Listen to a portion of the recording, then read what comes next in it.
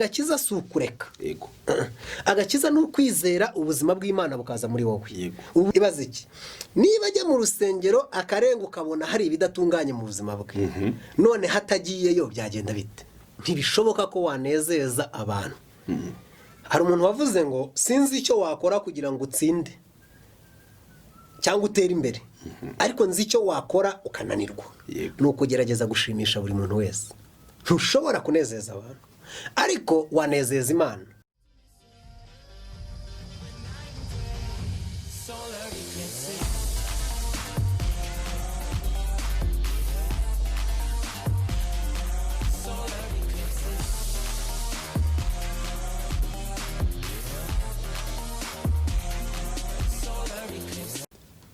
Shuti bakunzi b'Ikamba TV, nongeye kubasuhuza mu izina rya Yesu Kristo wa Nazareti.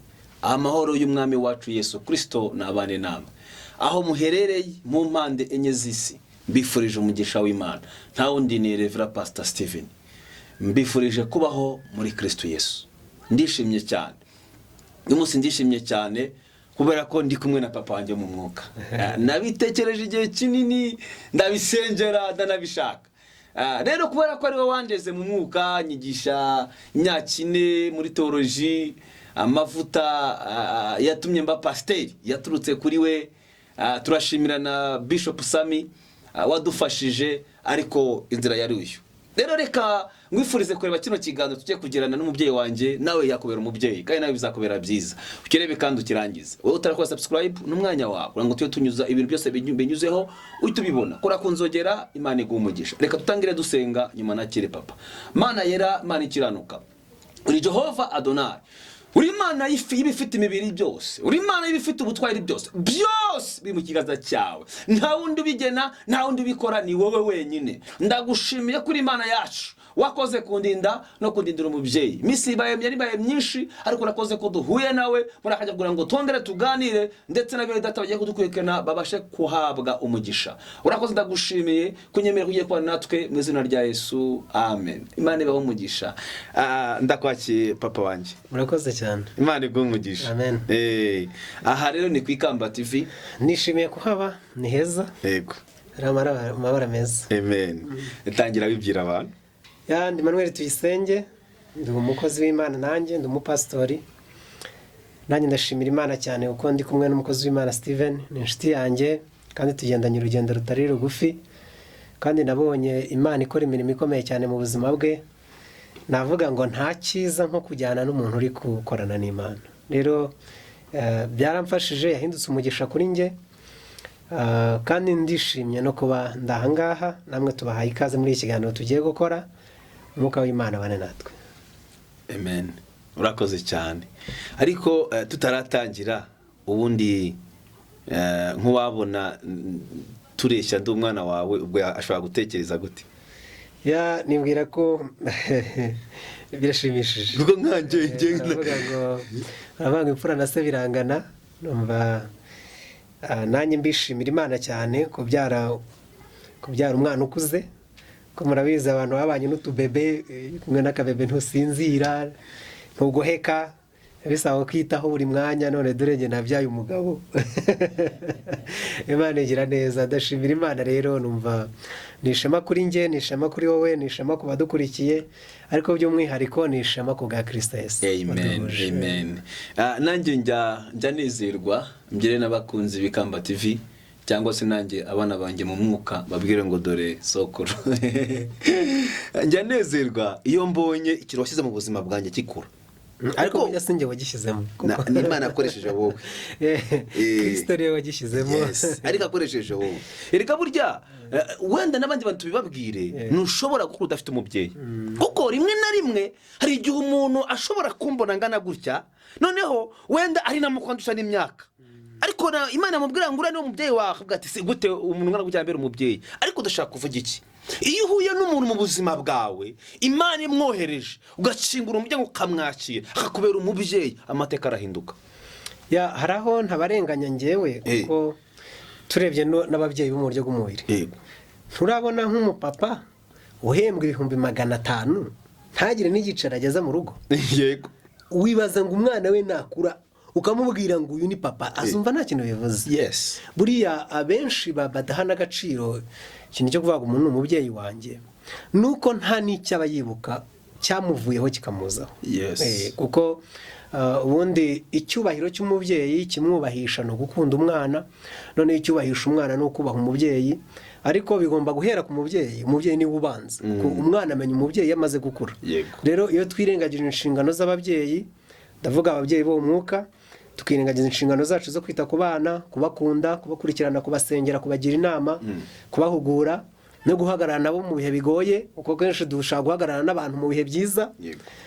Dushaka guhagarara n'abantu igihe bameze neza, batwaye imodoka nziza, bubatse amazu akomeye, bari gukoresha ibiterane bikomeye, ku buryo n'utakuza kuyitirira akavuga ngo uyu ni umwana wanjye, kandi mu by'ukuri atazi n'izina ryawe.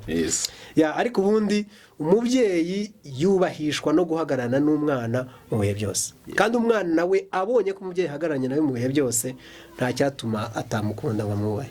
Imana iguha umugisha. Nagira ngo tuganire kuri topike ivuga ngo ese umuntu ashobora gukizwa aho abantu ari gukorera ibyaha? Kubera ko impamvu nifuje ko tuyiganira nuko ngewe nakubonyemo impano z'Imana nyinshi, kugira abantu inama, kudufasha muri teoloji. Ngira ngo uyu munsi wundi wendewe kubera ko wagize umwanya munini mu buzima bwanjye. Namaze imyaka 3 nicaye imbere yawe unyigisha ijoro n'amanywa. Ndibuka ko ntangira n'itorero warambwiye ngo birashoboka, nyamara nari mvuye mu itorero mbona ko bitashoboka cyane ko nari maze gura n'ibikomere. Ariko hari n'undi muntu umeze nkanjye wakomeretse, hari n'undi muntu warukishijwe agwa kubera ko ahuye n'abapasitoro cyangwa se n'ibibazo, noneho ajya gutura muri quartier y'abandi bantu baguye. Ese uyu muntu bite? None ngangibaza se ubundi mashobora gukizwa aho abandi bantu bari mu byaha? Ndagira ngo iyo topike tuyivugeho, nibura hari 1 2 3 bashobora kongera gukizwa nyamara kandi baturanye n'akabari. Tutarajya kuri icyo ngicyo wenda tuvuge kuri iyo kibikomere wari ukomojeho, kandi ni ikintu cyiza. Dufite ikibazo mu mubiri wa Kristo ko abakozi b'Imana nabo nka 90% bakomeretse, bafite ibikomere. Bamwe babyinjiranye muri Kristo baza gukizwa, noneho bahura na Yesu ariko ntibagira amahirwe yo gukira bya bikomere. Bakomezanya nabyo umurimo w'Imana, noneho nabo bahinduka bakomeretsa abandi. Noneho n'umuntu ukomeretse ushumbye abandi bakomeretse, uri gusengana n'abandi bakomeretse, noneho ubuzima bwose buhinduka ibikomere. Ariko hari byiringiro umuntu yatanga, nuko Kristo yarakomeretse kugira ngo yomore ibikomere byacu. Buriya nubwo umuntu yaba umubyeyi wawe, nubwo yaba mwiza akajana, ariko Kristo atomoye ibikomere byawe ntabwo ushobora gukira ibikomere. Yesu niwe womora ibikomere, niwe womora ibikomere by'abashumba, niwe womora ibikomere by'abakristo. Erega buriya mu maso ya Kristo nta mushumba nta ntama. Twese tuba turi intama za Kristo. Kandi uko umushumba akomereka buriya niko umukristo akomereka. Niba bakubeshye nyine tugerageza kusa nkaho twihagazeho bya kiyobozi, ariko n'abashumba nabo barakomereka. Kandi umushumba ukomeretse we ni na mubi, kuko akomereka nawe ahita akomeretsa abandi.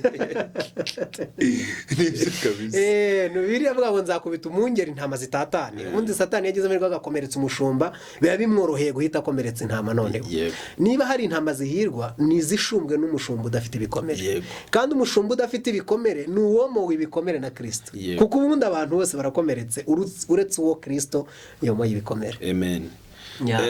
Ndatangira ngubaza kano kantu, abundi agakiza niki? Tutarajya kuri icyo ngicyo tugarure cya kindi wabajije ko umuntu ashobora gukirizwa ahantu hari akabari, hari gukorerwa ibyaha. Agakiza kameze gute? Agakiza nicyo gisubizo cy'icyo kibazo. Agakiza nicyo cyonyine gishobora kugufasha gukirizwa aho ibyaha bikorerwa. Kuko Yesu yavuze ngo asengera abigishwa be n'abandi bose bazamukurikira, aravuga ngo simbasabira ngo data bakure mu isi ahubwo uyibarindiremo. Ni ukuvuga ngo turi muri iyi si tumeze nk'abambasaderi b'ijuru. Nk'abambasaderi b'ijuru. Ubundi nibwo tubwiriza abantu ngo tugiye mu ijuru, ariko burya iriya nyito nayo ikwiye guhinduka, ahubwo tukabwiriza abantu ko tuvuye mu ijuru. Bibiliya ivuga ngo turi abambasaderi b'Imana. None se ambasaderi nujya mu gihugu cye cyangwa nukivuyemo?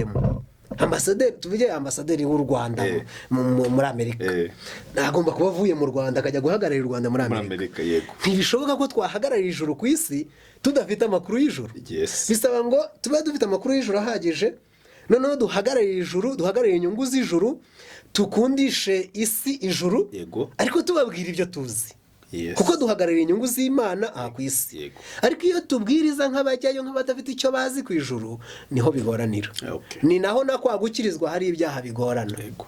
Ubundi agakiza ni ubuzima. Yego. Nkuko warumbarije uti agakiza ni iki? Agakiza ni ubuzima bwa Kristo Yego. buza mu muntu. Amen. Noneho iyo buhindutse ubuzima ntacyo ubikoraho. Yego. Ubuzima bwacu ntacyo tubukoraho. Ubuzima buratembera, ndumva ndi muzima, ariko ubuzima nyine ndabufite, niko agakiza kameze. Agakiza tukakira kubwo kwizera Kristo Yesu, ariko ntigaturuka mu byo nakoze. Kuba nahaye umuntu ibyo kurya ashonje si byo bimpesha agakiza. Kuba nahaye umuntu urifitiye imodoka yanjye si byo bimpesha agakiza. Ahubwo kuba mfite agakiza bishobora gutuma nk'umuntu urifite nkamugirira impuhwe, nkurikije impuhwe Kristo yangiriye. Kuba rero agakiza gahindutse ubuzima bivuze ngo kuba ahantu hari gukorerwa ibyaha ntibirambuza agakiza, kuko ubu ni ubuzima bwanjye.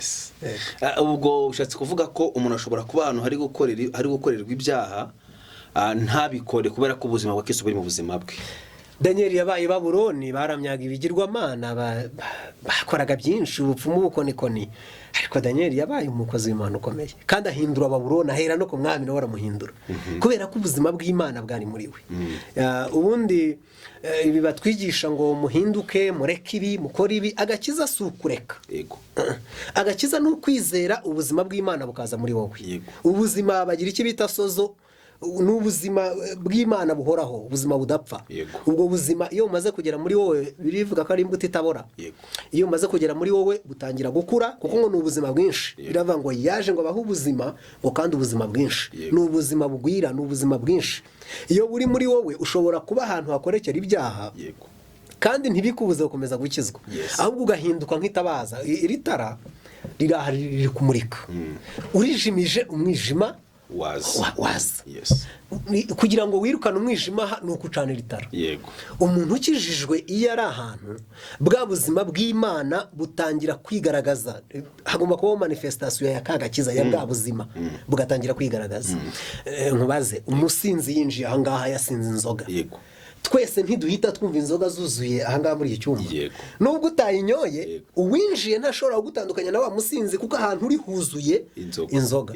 Niko n'umuntu ukijijwe wuzuye ubuzima bw'Imana, wuzuye umwuka wera, aho ari bwa buzima bw'Imana burakwira. Wibuke Elisa. Elisa igihe ingabo zateraga, umugaragu yarasohotse ngo abona ingabo ziruzuye, ariko aravuga ngo databuja humura amaso y'umugaragu wanjye, abona ingabo zitugose. Ahumutse amaso abona amagare, amafarashi, ingabo zibarinze, aratangara. Noneho aho turi haba hari ubuzima bw'Imana, ntiwabubonesha amaso, ariko mu buryo bw'umwuka tugendana n'ijuru, kuko duhagarariye ijuru. Amen. Yego. Nibyo. Ikindi nashakaga kubaza nanone, iyo ndi kumwe nabo ndanezerwa, ese umugore aramutse ashatse umugabo udakijijwe, umugore akaba akijijwe, agashaka umugabo udakijijwe, noneho wahura n'umugabo wamubwira ko umugore wasenga, umugabo akubwira ati reka rimwe na rimwe akanatubwira ati abapasiteri b'iki gihe, wumva biriya bintu biterwa n'iki? Kuko umugore ari muri church, ari mu itorero, ariko umugabo ntabwo yemera ko umugore ari hehe, ari mu itorero. Ese biterwa n'iki hariya? Nuko umugore abatereza imbuto, cyangwa se nuko umugore aba atarahuye na Kristo wimbitse? Nge nabwira buri mugabo wese unkurikiye, nanjye ndi umugabo mugenzi wanyu, ko ugize amahirwe umugore wawe yajya mu rusengero. Nkunda kuvuga ngo nubwo yajyayo yishushanya, akajyayo mu by'ukuri yishushanya, ugize amahirwe yajya kwishushanyiriza mu rusengero. Tekereza none hatagiye mu rusengero akajya mu kabari, ibaze iki? Niba ajya mu rusengero akarenga ukabona hari ibidatunganye mu buzima bwe, none hatagiyeyo byagenda bite? Bumva byaba byinshi. Rero nibwira ko kuba umuntu ajya mu rusengero ntabwo bisobanuye ko arahinduka nka marayika. Yego. Kuko natwe turaba pasiteri, ariko ntituraba marayika. Natwe tugira intege nke, wenda n'abo tubana nabo bazitubonaho, ariko kubera ko uri mu mwuka w'Imana birakorohera cyane gukosoka, birakorohera cyane kwigarura, birakorohera cyane guca bugufi ukamenya ko hari intege nkeya zabaye mu buzima bwawe. Njyewe nibwira ko umugore akwiye kuganduka, umugore akwiye kubaha umugabo we, ariko cyane cyane akubaha Kristo. Kuko nanone umuntu aba yatubaha Kristo, gutekereza ko kuba ajya mu rusengero biri umutere ukubaha biragoye. Ahubwo nakwibwira ko umugabo abaye afite umugore atabonaho izo mbuto zihagije kandi ajya mu rusengero, ahubwo namugira inama yo kujya muzindura kare akajya mu rusengero. Ubwo nibwo buryo bwonyine bwo kumufasha. None se uhuye n'umuntu akakubwira ngo uriya muntu tuvuge wenda nge turasengana, tubana wenda muri church, ariko kubera ko utazi ubuzima mbamo mu rugo iwanjye, noneho ugahura n'umuntu akakubwira ati kanaka ntabwo akijijwe, kandi uzi ko mubana muri church akijijwe, noneho wa undi akakubwira ko uriya muntu runaka rwose ibintu by'Imana ntabyo abirimo, kandi uzi ko abirimo. Ese hariya kiriya kintu gituma abantu bahakana ko abandi badasenga kandi basenga, ubona giterwa n'iki nka mwarimu? Hari ibintu bibiri. Icya mbere, uko byagenda kose ntabwo ushobora kuba kuri iyi si ushimwa na buri muntu wese, kuko na Yesu wabaye kuri iyi si ari icyitegererezo cy'abatunganye bose, nawe yagize abamunenga, bamutuka, bamusebya, bagira naho bamwica. Bivuze ngo ntibishoboka ko wanezeza abantu. Hari umuntu wavuze ngo sinzi icyo wakora kugira ngo utsinde cyangwa utere imbere, ariko nzi icyo wakora ukananirwa, ni ukugerageza gushimisha buri muntu wese. Ntushobora kunezeza abantu, ariko wanezeza Imana. Buriya n'abariya abantu bagutunga intoki, buriya bagira icyo bashingiraho. Birashoboka ko bagushinja bakubeshyera, ko na Stefano baramubeshye kandi bamutera amabuye. Ariko buriya ikinyoma ntikiramba.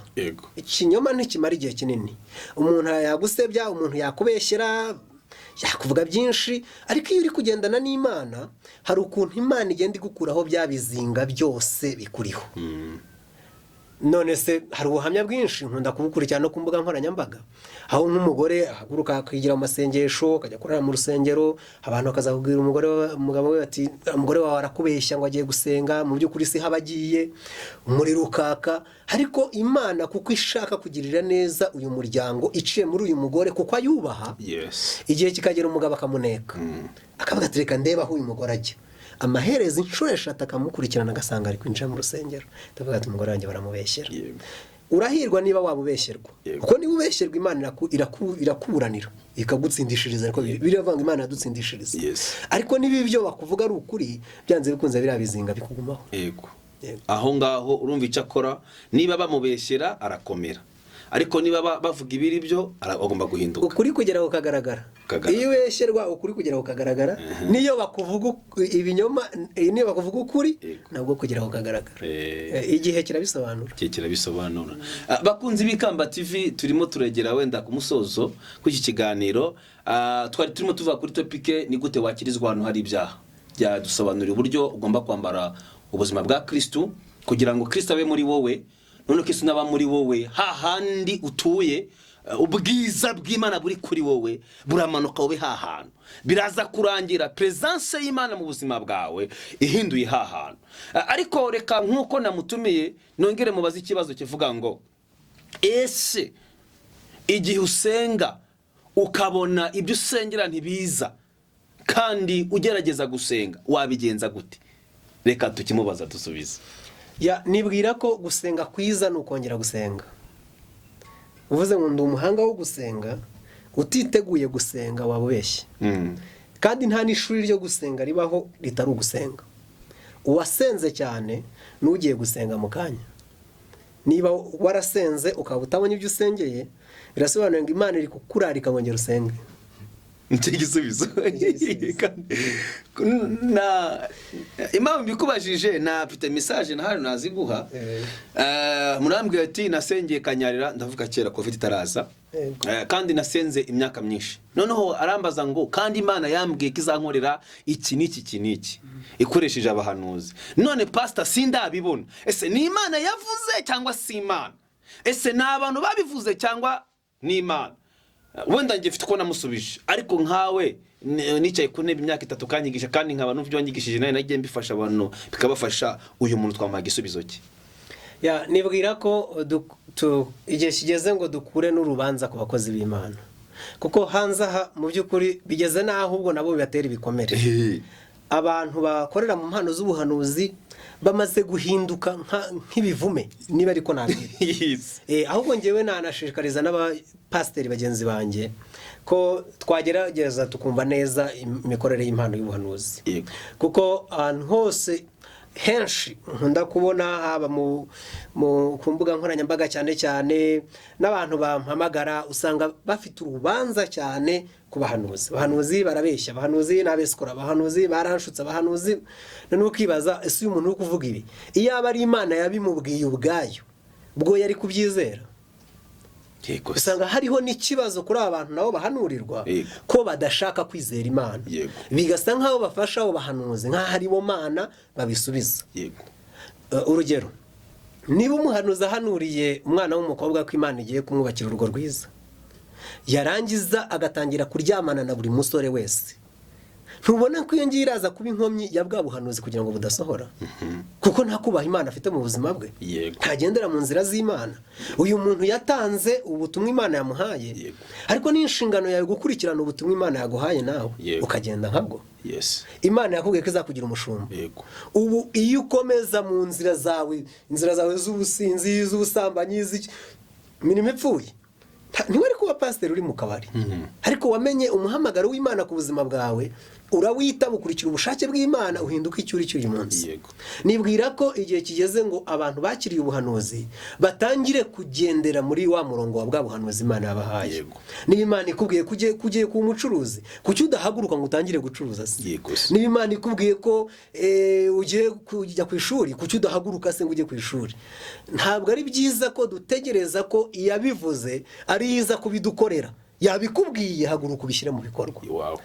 Tugarutse kuri ngo bahanura nabo, nibwira ko hari intege nke z'uko dushaka kwiha icyubahiro kirenze icyo Imana iduhaye. Yesu yaravuze ngo umugaragu ntaruta shebuja. Habaho n'imyitwarire y'abo bahanuzi bashaka gusa nkaho bagiye mu mwanya w'Imana. Reka nguhe urugero, iyo uhanuriye umuntu ukamubwira ngo nibitaba ngo uzamenye ko ntari umukozi w'Imana, nge mpita mbona ko utari umukozi w'Imana. Ukimara kubivuga mpita mbona ko utari umukozi w'Imana, kubera ko uri umukozi w'Imana nyine ukuri kubikora. None se uragirwa umukozi w'Imana nuko ibyo wahanuye bibaye? Iyo uvuze ngo nuramuka ngo ibyo bintu ngo bitabaye ngumva ngo no kuri televiziyo uzajye unsebye, iryo jambo nta bwenge ririmo. Wowe wahanuye, watanze ubuhanuzi, ni inshingano z'Imana, ni umurimo w'Imana kubusohoza, kandi igendanye na wa muntu nanone wahanuriye.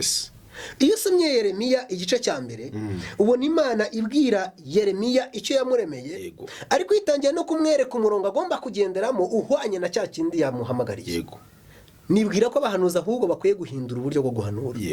Nibyo akabwira umuntu umugambi w'Imana, ariko akanamwereka inzira yo kuwinjiramo, kuruta kumubwira ngo nuramuka utabibonye ngo uzamenye ko ntari umuhanuzi. Ni naho bihereka mubwira ngo mpereza 200,000, nubona ibintu bitabaye uzambwire nyagusubiza. Ubwo n'ubujura. Watangiye kugurisha impano y'Imana, ari nacyo kigaragaza ko utayifite. Ko Petero yavuze ngo impano y'Imana ntigurishwa ifeza. Niba uyigurisha ifeza ntabwo ari impano y'Imana. Amen. Reka tugana ku musozo. Twariho tuganira nyine kugira ngo kuko nawe ndabizi ibintu biri kubyibaza, ariko ujye munsi aho nga wandike muri comment, kuri subscribe, ukore kuri onzogera. Noneho ushaka gufata inyigisho ukayoreza undi muntu. Twari kuri ku kibazo mukunda kutubaza uburyo ese ko nasenze cyane, ese nshobora gutura ahantu abantu badakijijwe ngenga komeza nkakizwa. Dusanze ari byo. Dusanze watura ahantu abantu badasenga kandi ugasenga. Dusanze kandi ushobora gukomeza kugaragaza Yesu uri muri wowe utarabona n'ibisubizo. twongeye tubonye uburyo ushobora guhanura ugasigira umuntu ubuhanuzi ukagenda ntugerekeho andi magambo. Aho ndakeka ko hari igisubizo ubonyemo. Uyu muntu usenga nibwira ko wenda twavuze mu mvugo ijimije cyane. Yego. Uyu muntu usenga ntahita abona igisubizo cy'ibyo asengeye. Nakijwe mfite imyaka 16. Wowe. Yego. Kugeza uyu munsi hariho ibyo nasengeye icyo gihe nkikizwa. Yego. N'uyu munsi ntarabona. Kandi nkomeza kubisengera kandi nizeye ko nzabibona. Yes. Ariko hari n'ibyo nasengeye mu minota 2 ishize. Mpita mbibona.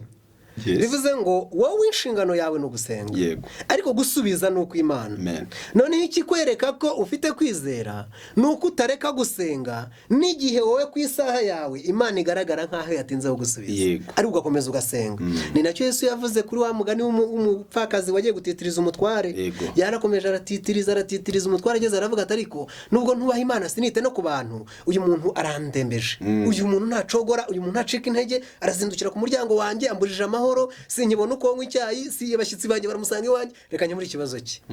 Niho rero gusenga ko gutitiriza guturuka. Yego. Hari igihe Imana ihitamo gusa nkaho itinze guha ikintu kugira ngo ibanze yubake kamere yayo muri wowe. Amen. Ko kamere kwihangana ni kamere y'Imana. Amen. Kandi ni imbuto y'Umwuka Wera. Amen. Yego.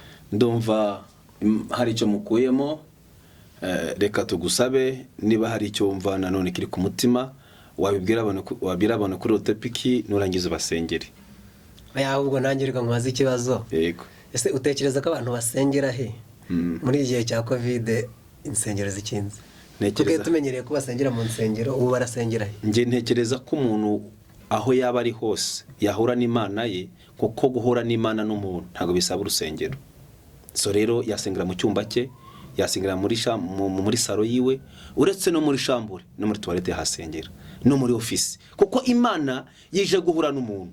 Ntibisaba kuba uri ahantu hubatse cyangwa se uri ahantu hadekoye, ahubwo bisaba ko umutima wawe ukinguye kugira ngo Imana ize yinjire. Amen. Numva ari cyo gisubizo. Ibyo bikuza ubusabane bwacu n'Imana. Kurabona hari n'uburyo twigishaga mbere dushishikariza abantu kuza mu nzu y'Imana. Kandi ni byiza. Ariko bisa nkaho byubatse umuco mu by'ukuri utari ubwami bw'Imana. Yego. Aho abantu bumvaga ko Imana iba mu rusengero, duhura n'Imana ari uko tuje mu rusengero. Mu minsi ya mbere byabaye nk'ibigorana cyane. Yego. Ariko nibwira ko uyu munsi isomo ry'Imana rimaze kwinjira. Twese tumaze kumenya ko Imana itaba mu nsengero, ahubwo Imana ibana natwe. Iba mu mitima yacu, iba mu ngo zacu, iba mu miryango yacu, iba ku kazi aho dukorera. Noneho tugahurira mu nsengero tuje gusoza rya jambo ngo ntimukiragirwe guterana kwera. Ni nacyo na uyu munsi na kiganijeho umuntu, wenda mbwire n'abakobwa bafite kino gitekerezo. Umukobwa yambwiye ngo njye nabonye umusore tuzajya mu murenge, ariko ntabwo dufite aho dusezerana urusengero. Ndabwiye ati se mushaka gusezerana cyangwa mushaka urusengero? Barambaza ngo urabona nyine ngo dushaka kujya mu rusengero. Ndamubaza urashaka gusezerana cyangwa urashaka urusengero? Amwe ndashaka gusezerana. Okay. Niba ushaka gusezerana rero iwanyu muri saro nzaza mbasezeranye.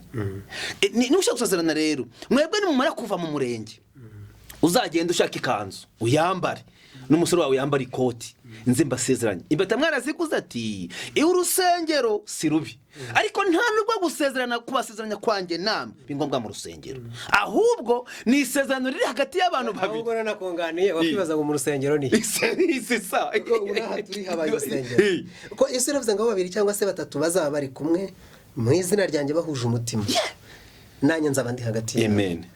Nibwira ko erega naye matorero ubona Abakorinto, Abefeso yo mu kinyejana cya mbere ntabwo yari amatorero manini cyane nk'angaka. Rero nibwira ko icy'ingenzi cyane ni ugukiranuka k'umutima. Imana ireba umutima cyane, ireba intego y'umutima wawe cyane kuruta n'ibyo wakora. Kuko yo ntibeshywa. Amen.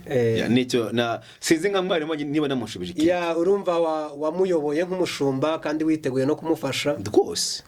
Nizere kutamuciye amafaranga. Ubuntu twaherewe ubuntu tutangira umufatiranye wenda ko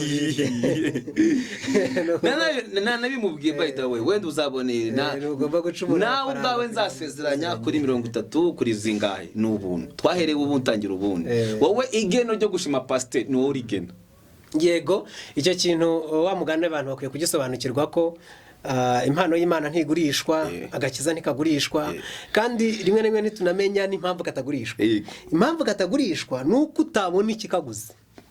Urakoze cyane. Urabona ko ibindi bicuruzwa hari muri supermarket bandikaho ngo 100, 200, ariko agakiza ntiwabona agaciro kako. Agaciro kako kari mu maraso ya Yesu, kari mu maraso y'umwana w'Imana. Niyo mpamvu rero utagashyira ku isoko ngo kagurisha. Niyo mpamvu impano y'Imana utayishyira ku isoko ngo uyigurishe, kuko ntiwabona ugiye kuyigurisha wahendwa. Yego, wahendwa. Niyo mpamvu nari nkubwiye nti nizere ko utamuciye amafaranga, kuko iyi ni imirimo y'ivugabutumwa. Buri ubukwe nabwo ni ivugabutumwa nk'izindi, kuko na Yesu yatashye ubukwe. Ariko niba umuntu abonye ko umukozi w'Imana muhesheje umugisha, nacyo tukigarukeho, kuko hari abategeza ko abapasiteri ngo bagire amafaranga.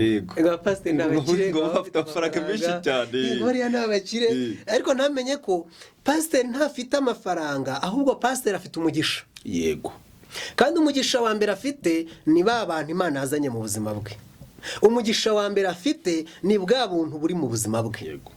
Noneho abakristo badakuze nabo bakomeza gutekereza batyo, bakamera nk'umuntu wifuza gukomeza gukama inka ariko atayiha ubwatsi. Igihe kiragera ya nka ko Yesu atahingaga, ko Yesu atagiraga, atacuruzaga, izo mpiya Yuda yabikaga yazikuraga hehe? Bigaragara ko mu buzima bwa Yesu, mu murimo wa Yesu, kimwe n'abandi bakozi b'Imana abandi bose, ndetse no kugeza uyu munsi, hagomba kubaho abantu bahamagariwe muri minisiteri yo gufasha. The Ministry of Help niko mu cyongereza bayita, minisiteri yo gufasha. Noneho bakaza guhagararana na ba bantu bari kubwiriza ubutumwa. Buriya nayo cyatumye abadiyakoni bajyaho, ko impamvu yabashyizeho nuko ngo intumwa zahugiraga mu mirimo yindi isanzwe, noneho bakibagirwa kubwiriza ubutumwa, cyangwa se bakabura umwanya wo kubwiriza ubutumwa. Bavuga ati reka dushyireho aba bantu bo bashugurike na service, bite kuri service, noneho twe turebane no kubwiriza ubutumwa. Rero nibwira ko abapasiteri nabo batagize abantu babafasha, bahagarara iruhande rwabo, babashyigikira, banabasengera, si ukubashyigikira mu mafaranga gusa no kubasengera. Pasiteri ashobora kutagira ikibazo cy'amafaranga ariko akagira ibindi bitero bya Satani. Wari uzi ko abapasiteri baba mu bantu ba mbere bageragezwa cyane? Yego. Biravuga ngo nzakubita umwungeri intama zitatane. Bishatse kuvuga ngo Satani yibasira abashumba cyane kuruta uko yibasira intama. Kuko iyi intama ikomeretse umushumba arayunga. None se umushumba nakomereka ninde uri bumwunga? Intama iraza kumwunga? Bibaho. Biragora cyane. Reka tuvuge wenda urugo rw'umukristo rugize ibibazo, wenda harimo Satani araruteye. Umupasiteri asimbukirayo akabaganiriza, akabasengera. Ariko iyo urugo rwa pasiteri rutewe, no kugira ngo umukristo apfe kwinjira mu rugo rwa pasiteri ngo aje kurwubaka ntabwo byoroha. Rero ubona ko abapasiteri basa nk'abari nk'ahantu barizore, bashyizwe ahantu bafatwa nk'ari abantu bari gukorana n'Imana, abantu basizwe amavuta, abantu ariko nabo ni abantu. Rimwe na rimwe baba bakeneye n'umuntu ushobora kubafasha. Reka mu rugero mu buzima bwa Samusoni runtangaza. Yego. Uzi ko Samusoni yarwaniriye ubwoko bwabo cyane, akarwanya abakica abafilisitiya byinshi, ariko igihe kigeze ngo aza kujya kwihisha mu rutare. Noneho abafilisitiya barahaguruka batera Isirayeli. Abisirayeli ngo bamusanze muri rwa rutare, ngo bati sohokamo. Noneho Samusoni aravuga ati mumbwire niba atari mwe munsumira. Impamvu yabibabajije, Samusoni ntiyasigiwe guhangana na bene wabo, ahubwo yasigiwe kubarwanirira. Niyo mpamvu yangaga ko intambara iva kubabisha ikaza kubo yatumweho. Ati noneho nimumbwire niba atari mwe muri bunsumire, ko niba musumira ntari bubarwanye, uko ntiyahamagariwe kurwana nabo. Ariko bayimwemere ngo baramuboha. Abamuboshye ni bene wabo, ngo baramushorera bamushyira abafilisitiya. Amaze kubica akoresha agasaya k'indogobe, Bibiliya ivuga ngo agira inyota nyinshi, abura n'uwamuha amazi. Ngo aravuga ngo data, ngo wakirishije ubwoko bwawe, wakirishije ubwoko bwawe amaboko y'umugaragu wawe, amaboko yawe, ngo ariko dore nguye mu maboko y'abatakebwe, nguye ahangaha nishwe n'umwuma, ngo Imana ifukura akariba ngo akitareye. Ayimana. Kuki umuntu w'Imana uri ku rugo rwego agera ku rwego rwo kwicwa n'umwuma abuza amazi mu gikombe? Bigaragara ko bari abantu babamonaga nk'umuntu w'imbaraga, w'igitangaza, umuntu ufite imbaraga zidasanzwe, ariko ntibatekereze ko hari igice cy'umubiri afite gikeneye kwitabwaho. Rero nashishikariza buri mukristo wese ukurikiranye iyi kiganiro ko aba bakozi b'Imana mureba ni abantu barasizwe amavuta, bafite imihamagaro, bafite impano, bafite imbaraga z'Imana, ariko ni abantu mudahagararanye nabo igihe kiragera bakananirwa. Imana iguhe umugisha. Reka shime n'abateye inkunga buriya kugira ngo tubone iriya kamera hari abantu babigizemo uruhare. yawe Imana ibaha umugisha tubasengere. Reka Bakoze umurimo ukomeye. ni ukuri reka dushime kameramani kuba amashusho abantu bazayabona no ko hari umukameramani Yego. kandi ntitumwishyura Yego. aritanga.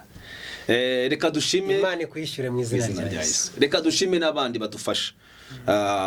Tunabararike ko turimo gutekereza gukora noneho online, mukabona inyigisho zacu gutya, ariko nanone tugakora na online, byose bisaba amafaranga. Yego. Ubu hari umuntu wavuga ati pastor harakenewe iki ngo twagure, wabikora kandi Imana ikaguha umugisha. Njyewe muri ibi bihe bya covid hari ikintu kimwe nabonye cyabaye kiza mu itorero. Nubwo covid yaje igahungabanya ubuzima, igakubita ibintu byose ikabisandaguza, ariko bisa nkaho Imana yakoresheje iyi covid kugira ngo izamure ivugabutumwa online. Yego. Hano mu gihugu. Kuko ibi bintu bya YouTube, ibintu twabibonaga kuriya nyine, tukabona ko ari iby'abastari, abantu wenda abahanzi se, ariko ntitwari twakabyitabiriye nk'uko tubyitabiriye uyu munsi. Ariko ubona ko uyu munsi abantu benshi bafite amacano bari kubwiriza ubutumwa bwiza, amagrupu ya WhatsApp, abantu benshi cyane barayitabiriye barabwiriza ubutumwa bwiza, kandi biri gukora cyane. Yego. Imana iri kubikoreramo. Rero njye navuga ngo kuri uru ruhande covid narayishimye, narayigaye mu bindi byose, ariko mwivuga butumwa online covid yashyizemo imbaraga kabisa. Ndagushimiye rero, ndagushimiye. Sinavanga ndagukunda, ahubwo uri umubyeyi. Reka rero tugusabe nk'umubyeyi wacu usengere abantu kandi uheshe umugisha abaduteye inkunga n'abazakomeza kuyikora, ndetse uheshe umugisha abantu bose bitabira kureba iyi channel Ikamba TV. Ushobora kwandika Ikamba TV ukabona inyigisho zacu, harimo numero ya telefone twasengana n'ibindi byose twagufasha. Reka tugusabe usengera abantu. Murakoze cyane. Imana ishobora byose, turasengera abantu bakurikiye ikiganiro bose Mana kugira ngo bagirire neza. Twatuye umugisha ku muntu wese warambuye ukuboko akagira icyo akora, agashyikira umukozi wawe kugira ngo ibyuma biboneke, uyu murimo ushobore gukorwa, izi nyigisho zitambuke. Turasenze ngo ukuboko kwawe kubakoreho, ikiganza cyawe gitanga ukibaramburire. Amen. Dusengera abadukurikiye bose Mwami kugira ngo ubuzima bwabo buhinduke binyuze muri iri jambo. Amen. Reka imbaraga z'ubutumwa bwiza zikora umurimo wabwo mu buzima bwabo. Uravuze ngo niwohereza ijambo ngo ntirizagaruka ubusa, ahubwo rizakora icyo waritumye. Amen. Turasenze ngo iri jambo Mwami risohoze umumaro, rihinduke imbuto yuhiwe ishobora kuzamuka ikera ijana mu buzima bwabo. Hallelujah. Mu izina rya Yesu. Amen.